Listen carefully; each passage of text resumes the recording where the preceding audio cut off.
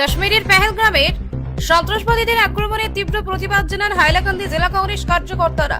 কাশ্মীরের সন্ত্রাসবাদীরা যেভাবে নিরীহ মানুষদেরকে গুলি মেরে হত্যা করেছে তার প্রতি তীব্র নিন্দা জানিয়ে হাইলাকান্দি জেলা কংগ্রেসের পক্ষ থেকে শহীদদের প্রতি শ্রদ্ধা জানিয়ে হাইলাকান্দি শহীদ বেদিতে মোমবাতি জ্বালিয়ে শোক পালন করে তারপর সংবাদ মাধ্যমকে জানান যে ভারত সরকার কি করছে, স্বরাষ্ট্রমন্ত্রী কি করছেন। যখন আতঙ্কবাদীরা হামলা করে তখন এই এলাকায় একটিও পুলিশ ছিল না, এই বলে সরকারের উপর প্রশ্ন উত্থাপন করেন তারা। আজকে শোক পালন করি আর আমরাও আইছি এখানে, আমরা ক্যান্ডেল জ্বালিয়ে যারা তারা আত্মার শান্তি হোক ভগবানের কাছে আমি প্রার্থনা করি যে তারা যাতে আত্মার সদ্গতি হোক। আর খুব একটা জঘন্য মতন ঘটনা হয়েছে। সাথে সাথে আমি এটাই বলতে চাই যে ভারত সরকারের যে তাই একটা অ্যাকশন নিতে প্রপার, আমরা সবাই তারা লগে আছি।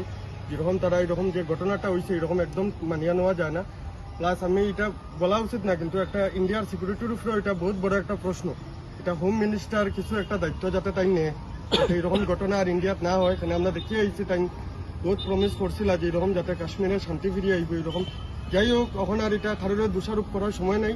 ওখানে এটা যে যারা এইসব দিকে জড়িত আছে, যারা এই কাণ্ডটা করছে, জঘন্য কাণ্ডটা করছে, তারা যাতে কঠোর থেকে কঠোর শাস্তি হোক, যাতে তারা ধরা হোক, তাদের লাগে যাতে অ্যাকশন নেওয়া লাগে সরকারে যাতে নোক। আমরা সবাই সরকারের পক্ষে আছি এটার মধ্যে। আমরা দেখতে পাচ্ছি এখানের মধ্যে মেইনলি হিন্দু টার্গেট করিয়া তারা মারছে না, এটা এরকম কোনো কথা নাই।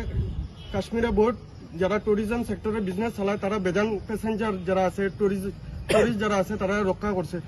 বহুত একটা আছে যে ট্যুরিজম চালায়, একজন মুসলিম মানুষের যে মারা গেছে, একজন হিন্দু টুরিস্টের যান বাঁচাইতে গিয়ে। এটা আপনারা দেখে লইবা, এটা একদম না।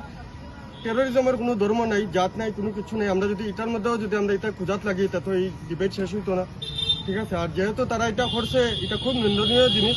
আমরা কোনোদিনও চাইতাম না যে আমরা দেশে হিন্দু হোক যেসব মানুষ হোক মত, ঠিক আছে। এবং আমি এটা ধিক্কার জানাই যে এই জিনিসটা হয়েছে, যারাও এটা করছে তারা এটা তারার লেগে এটা ভালো হইতো না। যদি এটার পিছিয়ে পাকিস্তানও হাত থাকে, আমরা জানি পাকিস্তান একটা বিকারী দেশ, তারা বেশি দিন টিকতে পারত না এটা ষড়যন্ত্র করিয়া। আমরা ইন্ডিয়ার আর্মি তারা লেগে কাফি, জাস্ট সরকারে একটু সহযোগিতা করুক। আশা করি এটার রেজাল্ট ভালো হইব, যে তার উপরে অ্যাকশন নেওয়া হইব সবকিছু, আর যাতে ইন্ডিয়াতে এরকম ঘটনা আর না ঘটে, ওটাই আমার।